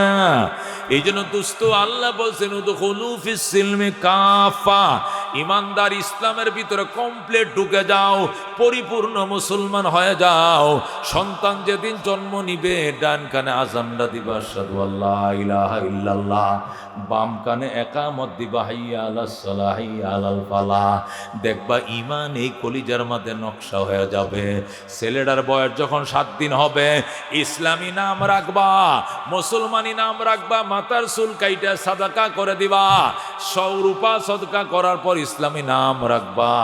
যেদিন আব্বা আম্মা ডাকা শিখবে, ওই দিন সন্তানকে কালিমাটা কলিজা ছিদ্র করে ঢোকাইবে, আশহাদু আল্লা ইলাহা ইল্লাল্লাহ ওয়া আশহাদু আন্না মুহাম্মাদান আবদুহু ওয়া রাসূলুহু। আত-তালিমু ফিস সিগার কান-নাকশা ফিল হাজার, ছোটবেলার শিক্ষা পাথরের দাগের মতো, পাথরের দাগ যেরকম মুছে না, ছোটবেলার শিক্ষাও জীবনে কলিজার থেকে মুছবে না। কথা কোন ঠিক কিনা? ছোটবেলায় এক একটা দোয়া এক একদিন আমরা বাচ্চাদেরকে শিখাই। একদিনে আত্মায়াত শিখে, আরেক দিনে দোয়া মাসুরা শিখে, আরেক দিনে দুরূদ শরীফ শিখে, আরেক দিনে দোয়া কুনুত শিখে, এক এক দিনে এক একটা দোয়া শিখতে পারে। আর বুড়া কালে একটা দোয়া 8 দিনে একটা দোয়া মনে রাখতে পারে না। ঠিক কিনা? আল্লাহ উদখুলু ফিস সিলমি কাফা, ইমানদারেরা, ও ইমানদার যারা ইমানের বড়াই করো, শুধু ইমানের বড়াই করলে চলবে না, ইসলামে কমপ্লিট ঢুকো। শুধু ইমানের দোহাই দিলে চলবে না। অনেক বুড়িয়ারা আছে, যদি কয় চাচা নামাজ পড়তে আহেন, কয় নামাজ পড়া লাগতো না, ইমান বড় শক্ত, যেরকম নওজুবিল্লাহ, আমার নামাজের দাওয়াত দিও না, আমার ইমান বড় শক্ত। দাড়ি রাখেন, দাড়ি না রাখলে কি ইমান বড় শক্ত। রোজা রাখেন, রোজা না রাখি না, তাতে কি ইমান বড় শক্ত। আরে বেকুবের করে বেকুব, তুই যে নামাজ পড়স না আর কইতেছস ইমান শক্ত। তুই জানোস নি যার নামাজ নাই এর তো ইমান শুদ্ধাই নাই। কথা কোন ঠিক কিনা? নবী বলছেন লা ঈমান আলিম আল্লাহ সালাত আলা, ওর তো ঈমান এই নাই যার নামাজ নাই। কথা কোন ঠিক কিনা? নামাজ ছাড়া কিসের ঈমান? এই জন্য নামাজ পড়ো, দুস্থ নামাজ পড়ো। আউয়ালু মা ইউহাসাবু বিহিল আবদু ইয়াউমাল কিয়ামাতিস সালাত, কিয়ামতের দিন সর্বপ্রথম নামাজের হিসাব হবে, সর্বপ্রথম নামাজের হিসাব হবে। যদি নামাজের হিসাব দিয়ে দিতে পারো দোস্ত, অন্যান্য হিসাবগুলো একটু নরমাল করে হালকা করে নিয়ে আল্লাহ বলবে যা, ফাঁসার মাঝে 2টা লাথি দিয়ে কব যা, অফিসের দিকে তাকাইস না, জান্নাতে ঢোক। কিন্তু নামাজে যদি বাইজা যায়, নামাজ যদি বাইজা যায়, অন্যান্য হিসাবগুলো করা করে নেওয়া হবে। এই জন্য নামাজ নামাজ আল্লাহ নবী ইন্তেকালের টাইমে বলছেন আসসালাত আসসালাত আসসালাত, নামাজ নামাজ নামাজ। দুস্থ রে, ও দুস্থ, সব ইবাদত আল্লাহ মাটিতে ফেরেশতা দিয়ে ফাটাইছে, আর নামাজ নামক ইবাদতটা আল্লাহ তার বন্ধুকে মেরাজে নিয়ে আকাশে হাদিয়াটা দিছে। ঠিক কিনা? সব ইবাদতের জিম্মা জমিনে পাঠাইছে জিব্রাইল দিয়া। এ জিব্রাইল রোজা দিয়া, এ জিব্রাইল হজের কথা কইয়ায়, জিব্রাইল যাকাতের দাওয়াত দিয়ায়, কিন্তু নামাজের দাওয়াতটা জমিনে পাঠায় না। আল্লাহ তার বন্ধুকে দাওয়াত করে নিজের বাড়িতে নিছে, নিয়ে আর আরশে আজিমের মাঝে সামনাসামনি বসায়া আল্লাহ তার বন্ধুকে 50 ওয়াক্ত নামাজ দিছে। কমাইতে কমাইতে 5 রাখছে, কিন্তু 50 বলবৎ রাইখা দিছে। আল্লাহু আকবার। আল্লাহ নবী সাল্লাল্লাহু আলাইহি সাল্লামকে মুসা আলাইহিস সালাম বলছিল আবার যান, কিন্তু নবী আমার যায় না, 5 রাইখা দিছে। আব্দুল কাদের জিলানী রহমতুল্লাহ আলাইহি লেখেন, আমি একদিন নবীজিকে স্বপ্ন যুগে জিজ্ঞাসা করলাম, নবী গো, আপনি মুসা নবীর কথায় 9 বার গেলেন, 45 কমাইলেন, আরেকবার যাইতে কইছিল নিকো কইছিল, তা আবার যান না কি লেগে? আবার গেলে তো এশাটা কমলো তো এক তো কমতো, ফজরটা কমলে তো আরও ভালো হইতো, ঠান্ডার মধ্যে নামাজ পড়ন লাগে, আপনি গেলেন না কেন? নবী গো আমার লজ্জা লাগে। আল্লাহু আকবার। আমি 9 বার গেছি, আর কয়বার যাবো?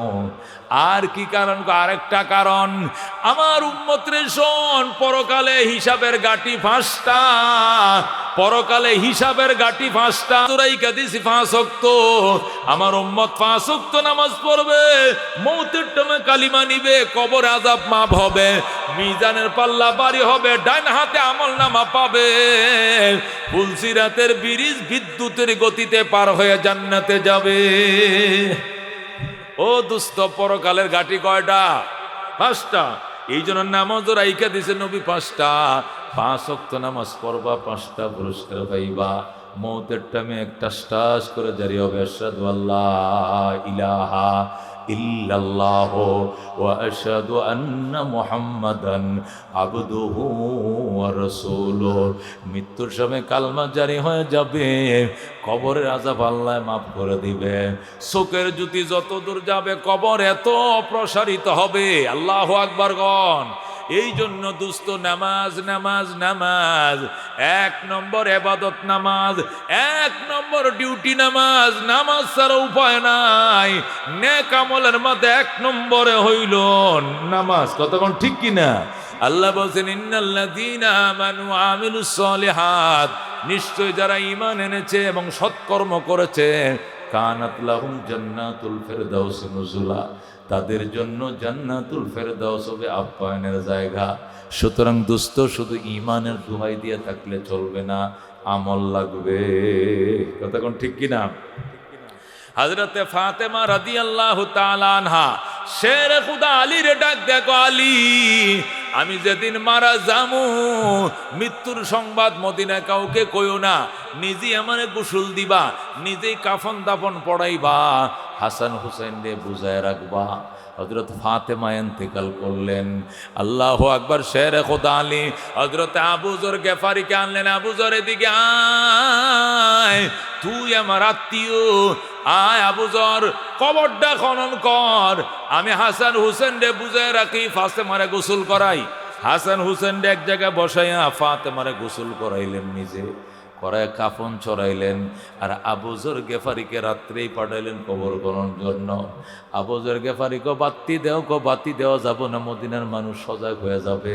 ফাতেমা বলছে নীরবে দাফন কাফন করার জন্য, এই জন্য বাতি দেওয়া যাবে না। কয় তাহলে সাথী দেন। সাথী নাই, কাকে দিব? ঠিক আছে, ভয় লাগলে কবরের সাথে কথা কয়ো, কবর তোমার প্রশ্নের উত্তর দিবে।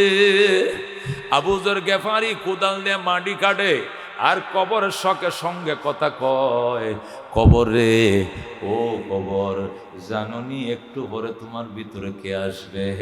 কবর কে আসবে? কয় নবী নন্দিনী ফাতেমা আসবে। কবর কোনো উত্তর দেয় না। কবর, খবরদার খারাপ ব্যবহার করিস না, শেরে খুদা আলীর স্ত্রী আসতেছে।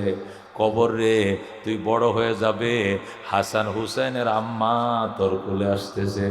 ওরে কবর, কবর, জৈনবের ছোট বোন আসতেছে, রুকিয়ার ছোট বোন আসতেছে, হযরতে উম্মে কুলসুমের ছোট বোন আসতেছে, নবীর একনিষ্ঠ কন্যা আসতেছে। কবর, তাহের তৈয়ুবের বোন আসতেছে, কাসেম এবং আব্দুল্লাহর বোন আসতেছে, নবী নন্দিনী ফাতেমা আসতেছে। কবর তুই তৈয়ার হ, তুই সুন্দর আচরণ করবে। আল্লাহ কবরের জবান খুলে দিছে। কবর ডাক দেখ, আবু যর গেফারি, আমি ফাতেমা চিনি না, হাসান হোসেনের আম্মা চিনি না, আমি আলীর স্ত্রী চিনি না, আমি চিনি আমল আমল আমল। বলেন আল্লাহু আকবার। अमल से जिंदगी बनती है जन्नत भी जहन्नम भी, ये खाक अपने फितरत में न नारी है न नूरी। अमल से जिंदगी बनती है जन्नत भी जहन्नम भी, ये खाक अपने फितरत में न नारी है न नूरी। আমল দ্বারা জীবন গঠিত হয়। মানুষ নেক আমলের কারণে জান্নাত পায়, বদ আমলের কারণে জাহান্নামে যায়। আমলের সাথে জান্নাত, কর্মের সাথে তোমার আর আমার রেজাল্টের সম্পর্ক দুস্থ।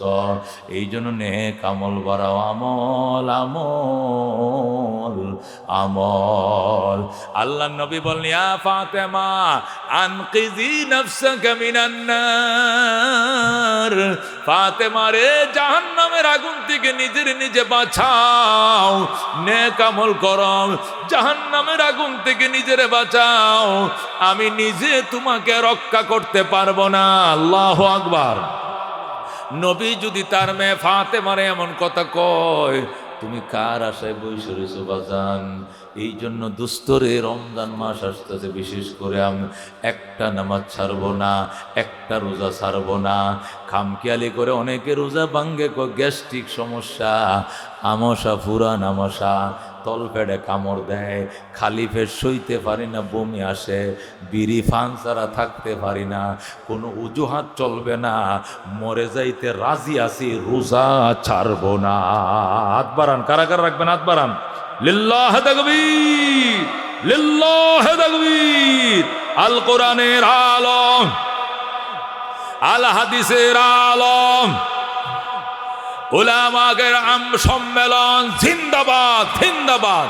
ও দুস্থ, বলতেছিলাম আমল আমল আমল, जैसा करनी वैसा भरनी, ना माने तो करके देख, जन्नत भी है जहन्नम भी है, ना माने तो मर के देख। जैसा करनी वैसा भरनी, ना माने तो करके देख, जन्नत भी है जहन्नम भी है, ना माने तो मर के देख।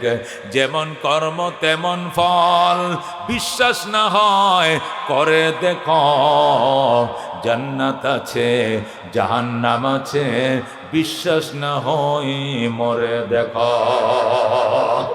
এই জন্য দুস্থ আমল আমল আমল। ইন্নাল্লাযীনা আমানু ওয়া আমিলুস সালিহাত, যারা ঈমান এনেছো এবং সৎকর্ম করেছো, ঈমানের সাথে সৎকর্ম অত্যন্ত জরুরি। শুধু ঈমানের দোহাই দেব, হুজুর আমার ঈমান শক্ত কিন্তু আমি নামাজ পড়ি না, হবে না। ঈমান শক্ত রোজা রাখি না, হবে না। ঈমান শক্ত দাড়ি রাখি না, হবে না। ঈমানও লাগবে, আমলও লাগবে। কথা কোন ঠিক কিনা? আল্লাহ বলেন, মান আমিলা সালিহাম মিন যাকারিন আও উনসা ওয়া হুয়া মুমিনুন ফালানুহিয়ান্নাহু হায়াতান তাইয়্যিবা ওয়া লানাজজিয়ান্নাহুম আজরাহুম বিআহসানি মা কানু ইয়ামালুন। আল্লাহ বলেন, ঈমান সহকারে যারা নেক আমল করবা, তোমাকে আমি মহা পবিত্র জীবন উপহার দেব। যে জীবনে কোনো দাগ নাই, যে জীবনে কোনো কলঙ্ক নাই, যে জীবনে কোনো স্পট নাই রে দোস্ত, ওই জীবন আল্লাহ তোমাকে উপহার দিবে। দোস্ত রে, মৌতের কথা মনে করো, পরকালের প্রস্তুতি এমনি আইসে যাইব। কবরের ভয়ের কথা মনে করো, দেখবা চোখ দিয়ে পানি আইব। যখন চোখের পানি নাকের পানি এক হয়ে যাইব, ওই সময় আত্মা নরম হয়ে যাবে, মোমের মতো সাদা হয়ে যাবে, দুধের মতো। ঠিক কিনা? আল্লাহ নবী বলেন ইন্না হাযিহিল কুলুবা তাসদাউ, এই অন্তরের মধ্যে মরিচিকা পড়ে, কামা ইয়াসদাউল হাদিদু ইযা আসাবাহুল মা, যেমনি ভাবে লোহার মধ্যে মরিচিকা পড়ে যখন পানি লাগে, লোহায় পানি লাগলে যেমন মূর্ছা ধরে, মানুষ যখন পাপ করে আত্মার মধ্যে মূর্ছা ধরে। কিলা ওমা জেলা ওহায়া রাসূলুল্লাহ, সাহাবায়ে কেরাম বলেন রসুল গো, লোহার মরিচিকা দূর করার জন্য রেত আছে, আত্মার মরিচিকা দূর করার রেত কি? নবী কো দুইটা, একটা কাসরাতু জিক্রিল মউত, 2 নম্বর হলো তিলাওয়াতুল কোরআন। 1 নম্বর হলো মৌতের স্মরণ বাড়াও, 1 নম্বরে মৃত্যুর স্মরণ বাড়াও। কোথায় বঙ্গবন্ধু শেখ মুজিবুর রহমান, কোথায় মেজর জেনারেল জিয়াউর রহমান, কোথায় লেফটেন্যান্ট জেনারেল হুসেন মোহাম্মদ এরশাদ, কোথায় জিল্লুর রহমান, কোথায় আব্দুর রহমান বিশ্বাস? কেউ নাই, তুমিও থাকতে পারবা না। যাদেরকে 7 স্তরে নিরাপত্তা দেওয়া হতো, আজকে তাদের কবরের উপরে কুকুর হাঁটে, বিড়াল হাঁটে, ছাগলে ঘাস খায়, তারা এবার ক্ষমতা নাই। কেইসে কেইসে শাহজাদা রানিয়া শাহজাদিয়া, সর্বসর সব চল বসে हैं, नाम निशाना रही, मौत को समझा है गाफिल, इख्तिताम जिंदगी, इफ्तिताह जिंदगी, सुबह दवा में जिंदगी। मौत जिस दिन आ गई, दुनिया की दौलत क्या हुई, रूह तन से उड़ गई, मुर्दा की हालत क्या हुई। दोस्तों মরণ মরণ। এখন তোমার ছেলে বিদেশ থাকে, টেলিফোনে কথা কওয়া যায়, চেহারাও দেখা যায়, এখান থেকে আমেরিকাও কথা কইতে পারো, এখান থেকে ইটালিও কথা কইতে পারো, আমার সৌদি আরব। কিন্তু মাত্র গুরুস্থানের 3.5 হাত মাটির নিচে তুমি যায় দেখো, সেখানে কোনো টেলিফোন নম্বর নাই, সেখানে কোনো বাতি নাই, সেখানে কোনো শান্তি নাই। কবর ডেলি ডাকে, 100 বার ডাকতেছে, আনা বাইতুল ওয়াহাদা, আমি একলার ঘর, আনা বাইতুল জুলমা, আমি অন্ধকারের ঘর, আমি পোকামাকড়ের ঘর, আমি একলা ঘর, এখানে বাতি নাই, এখানে সাথী নাই, এখানে বিছানা নাই, এখানে সাথী লই আইসো, বাতি লই আইসো, এছাড়া উপায় নাই। এমন ঘরে যাইতে গো হবে, যেই ঘরের নাই সাথী, এমন ঘরে রইতে গো হবে, যেই ঘরের নাই বাতি, এমন ঘরে যাইতে গো হবে, যেই ঘরের নাই বিছানা, এমন ঘরে রইতে গো হবে, যেই ঘরের নাই ঠিকানা। লা ইলাহা ইল্লাল্লাহ, লা ইলাহা ইল্লাল্লাহ, লা ইলাহা ইল্লাল্লাহ, মুহাম্মাদুর রাসূলুল্লাহ সাল্লাল্লাহু আলাইহি ওয়াসাল্লাম। এই জন্য দোস্ত, দুনিয়াতে থাকতে তো দিবে না মাওলায়, চলে যাইতে হবে। কি নিয়ে যাইবারে দোস্ত? সাহাবায়ে কেরাম গুরুস্থানের কিনার দিয়ে হাঁটতো, চোখের পানিতে বুক বাসাইতো। উসমান গুরুস্থানের কিনার দিয়ে যখন যাইতো, কানতে কানতে বেহুশ হয়ে যাইতো, চোখের পানি দিয়ে দাঁড়িয়ে ভিজে ভিজে ফুটায় ফুটায় পানি পড়তো, বুকের জামাটা ভিজে যাইতো।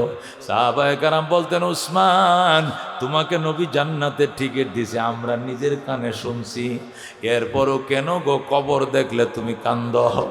উসমান বলতেন, নবী তো বলছেন, আল কবরু ইম্মা রাউযাতুম মির রিয়াদিল জান্নাহ ওয়া হুফরাতুম মিন হুফারিন নার, কবর হয়তো জান্নাতের টুকরা হবে, নয়তোবা জাহান্নামের গাড়া হবে। যদি উসমানের কবর জাহান্নামের গাড়া হইয়া যায়, কি উপায় হবে গো আমার, এই জন্য কবর দেখলে আমি কান্দি। দুস্থ মরহুম ইসাক সাহেব রহমতুল্লাহ আলাইহি, যিনি উজানির কারি ইব্রাহিম সাহেব রহমতুল্লাহ আলাইহির খলিফা ছিলেন, সরমনার যিনি সবচেয়ে বড় দাদাফির যিনি ছিলেন, বুজুর্গ কুতুব ছিলেন, ইসাক সাহেব রহমতুল্লাহ আলাইহি উজানির কারি ইব্রাহিম সাহেবের খলিফা ছিলেন। উজানির কারি সাহেব ছিলেন রশিদ আহমদ গঙ্গোইর খলিফা। ওই উজানির কারীর খলিফা ছিল হযরত ইসাক সাহেব রহমতুল্লাহ আলাইহি।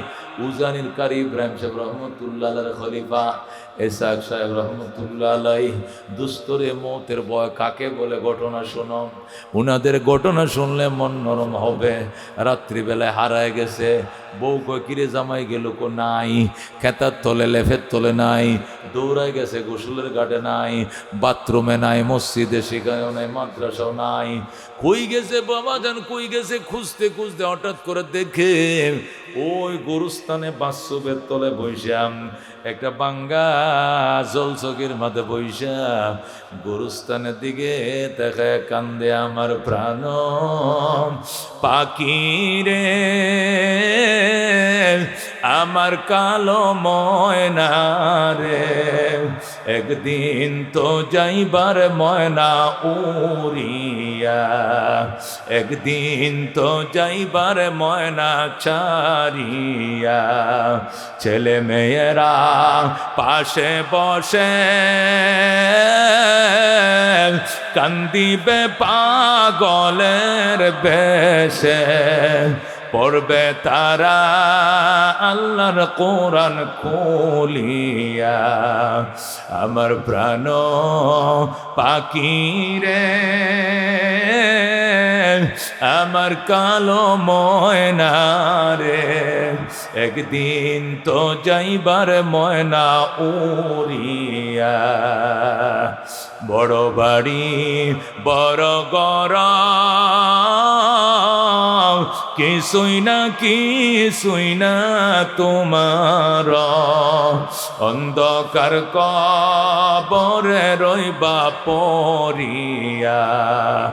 আমার প্রাণ পাখি রে, আমার কালো ময়না রে, একদিন তো যাইবার ময়না উড়িয়া। এইভাবে যখন আল্লাহর ওলি কাঁদতেছে, মুরিদান বক্ত কুল যায়, আব্বা জান আপনি এখানে কেন কান্দেন? অন্ধকারের মধ্যে শীতের মধ্যে আপনাকে গুরুস্থানের কিনারে বয়ে কাঁদতে ভয় লাগে না? আল্লাহর ওলি আবার কাঁদতে শুরু করছে, বাজানে গুরুস্থানে যদি এখন ভয় লাগে, মরার পরে কবরের ভিতরে কেমনে থাকবা? কবরের আযাব মানুষ যদি দেখি তো, কবরের আযাব মানুষ যদি দেখি তো, গরবারি সারিয়ায় জংলায় তাকি তো, গরবারি সারিয়ায় জংলায় থাকি তো। মুরিদানটা জোর করে আনছে আইনা মসজিদে বসায় দিছে, এখানে বসে কান্দেন। আপনি ওখানে কান্দেন গুরুস্থানের কিনারে, আপনাকে ভয় লাগে না? আল্লাহর ঘরে বসে কান্না শুরু করছে, জীবনে না করিলাম বন্দিগি, গুনাহ করে কাটাইলাম জিন্দেগি, গুনাহ করে কাটাইলাম জিন্দেগি। তোবা করে আবার তওবা ভাঙ্গিলাম,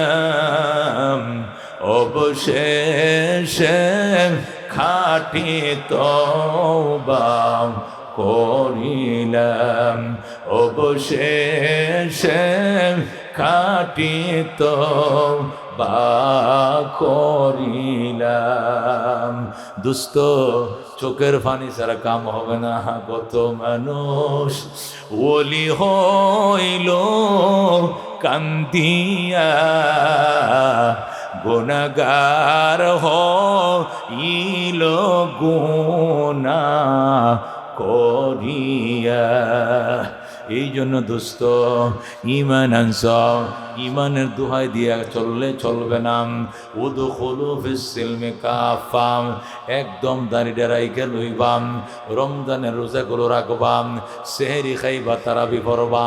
রমজানের প্রথম 10 দিন রহমত, মাঝখানের দিন হলো মাগফিরাত, শেষের 10 দিন নাজাত। যাকাত দিবাম, তারাবি পড়বা, কোরআন খতম দিবা। এবাদতের গ্রীষ্মকাল হলো রমজান, কথা কোন ঠিক কিনা? এই এবাদতের গ্রীষ্মকাল রমজান আইতেছে, 1 সপ্তাহ বাকি। কয়দিন বাকি? এই পবিত্র রমজানকে নিয়ে শপথ করো, আল্লাহ বিগত দিনে যত রোজা ভাঙছি তওবা করব, এই রমজানে একটা রোজাও ভাঙবো না, কোনো অজুহাত দিয়ে রোজা ভাঙবো না, পরিবারকেও ভাঙতে দিব না, ছেলে মেয়েকেও ভাঙতে দিব না। একটা পরিবেশ ঘরের মধ্যে হয়ে যাবে। এখন থেকেই পরামর্শ করেন, খাইতে বসে জিরে রোজা কিন্তু রাখতে হবে, ফুত্রে রোজা কিন্তু রাখতে হবে। গত বছর বাংশ, এই বছর আমার ঘরের দিনে কোনো রান্না বান্না চলবে না। ছোট বাচ্চাদের জন্য অল্প পানি ভাত রাইখা দিবেন, ওই নুডলস পাকাইবেন ঘরে, বাচ্চাতেই ঘরে রান্না বন্ধ। আসরের পরে রান্না শুরু হবে, ইফতার করবা, রান্না করবা। দোস্ত এইভাবে পরিবেশ করেন ঘরের মধ্যে। এই দুনিয়া নয়, আরো জগৎ আছে। এই জগৎ আসল জগৎ নয়, আসল জগৎ আমাদের সামনে, কথা কোন ঠিক কিনা? ওই জগতের জন্য পরকালকে সামনে রাইখা পবিত্র রমজানকে মাত্র 8 দিন বাকি আছে, আল্লাহ বাঁচাইলে। রমজানুল মোবারককে সামনে রাইখা এখন মুনাজাত হবে। এই আল্লাহর বন্দাটা আশপাশে গেলে হেনও গেছে, হুজুর দিন সকালে আইসেন, আগে বাগে আইসেন, এশার নামাজটা পড়েন, আইসা সকালে দিয়া দিমো। এই জন্য দ্বিতীয় কোনো মাহফিল রাখি নাই। মৌলানা আব্দুল হান্নান সাহেব আমাদের সাইরে দিয়ে আরেক জায়গায় মাহফিলে উঠছে যায়। হ্যাঁ, আমি একটাই রাখছি, আল্লাহ আজকে তুমি কবুল করে লও, আল্লাহ গো মঞ্জুর করে দাও। এ বাবা জান ভাই জানদের জীবনের গুনাহ মাফ করে দাও। ইয়া আল্লাহ, মাইকের আমার যত দুঃখ যায়, আমার মা বোনরা মোনাজাতে হাত বাড়াইছে, মালিক ও মালিক, সমস্ত মা বোনদের গুনাহ খাতা মাফ করে দাও। ইয়া আল্লাহ, আশপাশে যত গুরুস্থান আছে সমস্ত গুরুবাসীর গুর আযাব মাফ করে দাও। আজকের সভাপতি, প্রধান অতিথি, শুভ উদ্বোধক, আয়োজনকারী ইমাম সাহেব হুজুর, এলাকার মুসল্লিরা, মুরব্বীরা, সবাইকে তুমি মাফ করে দাও। মহিলারাও কিছু টাকা দিছে, প্রায় 2000 1500। আল্লাহ তুমি কবুল করো, ইয়া আল্লাহ মঞ্জুর করো। আমার মা বোনরা কাজ কাম সেরে গভীর রাত পর্যন্ত, আল্লাহু আকবার, এখন 11টা 5 হয়ে গেছে, মাহফিল শুনতেছে। ইয়া আল্লাহ, গুনার গাটুরি মাথায় বহন করেছিলাম, মুনাজাত শেষে নিষ্পাপ করে বাড়িতে ফিরাও। ইয়া আল্লাহ, রমজানে 30টা রোজা রাখায়ও, মসজিদে আইসা তারাবিটা ফরায়ও, সেহরি খাওয়ায়ও, জীবনের সব পাপ মোচন করে দিও। মাহফিলকে যুব সমাজ অনেক হেল্প করছে, অনেক সহযোগিতা করছে, যুবকরা মাথার গাম ফায়ে ফেলেছে। আল্লাহ গো, যুবক বন্ধুদের জীবনের সমস্ত গুনাহ মাফ করে দাও। এ জীবনে না করিলাম বন্দিগি, গুনাহ করে কাটাইলাম জিন্দেগি। তওবা করে আবার তওবা ভাঙ্গিলাম, অবশেষে খাঁটি তওবা করিলাম। ইয়া আল্লাহ, নারায়ণপুর প্রবাসী বন্ধু ফাউন্ডেশনের পক্ষ থেকে 20,000 টাকা দিছে। আল্লাহ, এলাকার যুবকরা, প্রবাসী বন্ধুরা, মুরব্বীরা, দায়িত্বশীলরা, বিএনপির নেতৃবৃন্দ সহ বিশেষ করে সবচেয়ে পরিশ্রম করছেন ইমাম সাহেব হুজুর, সভাপতি সাহেব, সদস্যবৃন্দ, কেশিয়ার সাহেব, সেক্রেটারি সাহেব। আল্লাহ গো, নাজাতের জন্য তাদের পরিশ্রম কবুল করলাম। এফএনএফ ক্লাবের পক্ষ থেকেও তো হয়েছে 5,000 মঞ্জুর করালাম। আল্লাহ, যত নাম না জানা মা বোনরাও দিছে, বিদেশ ফরেনাররাও দিছে, যারা বিদেশে থাকে প্রবাসীরাও দিছে। আল্লাহ গো তুমি জানো চিনো, সবাইকে তুমি জান্নাতের মেহমান বানায় দিও। বাবা নাই যার, মাও নাই যার, সংসারে দুঃখ কষ্ট দিও না গো। কবরে তুমি যদি মাপ না করো আল্লাহ বান্দারে, বলো তোমার বান্দা যাবে কার কাছে, বলো তোমার বান্দা যাবে কার কাছে। তুমি যদি মাপ না করো আল্লাহ হাসরে, বলো তোমার বান্দার কি উপায় হবে। কবরে হাম সর আরো আল্লাহ মিজানে পার করিয়া দিয়েন গো আল্লাহ নিজ গুণে। ইয়া আল্লাহ আমাদের জীবনে গুনাহ মাফ করে দেন, মাহফিলকে কবুল করলেন, যারা মাহফিলের আয়োজন করছে তাদেরকে কবুল করেন, সাহায্যকারীদেরকে কবুল করেন। আল্লাহ প্রতি বছর প্রোগ্রাম করার তৌফিক নসিব করেন। কোটি কোটি দুরুদ ও সালামের হাদিয়া সোনার মদিনায় নবীজির রওজা মুবারকে পৌঁছায়া দেন। আল্লাহ আপনার হাবিবের হাতে কাউসারের শরবত আমাদেরকে পান করায়েন। আল্লাহ আপনার হাবিবের শাফাত আমাদের ভাগ্যে নসিব করিয়েন। সুবহান রাব্বিকা রাব্বিল ইজ্জাতি আম্মা ইয়াসিফুন ওয়া সালামুন আলাল মুরসালিন ওয়াল হামদুলিল্লাহি রাব্বিল আলামিন।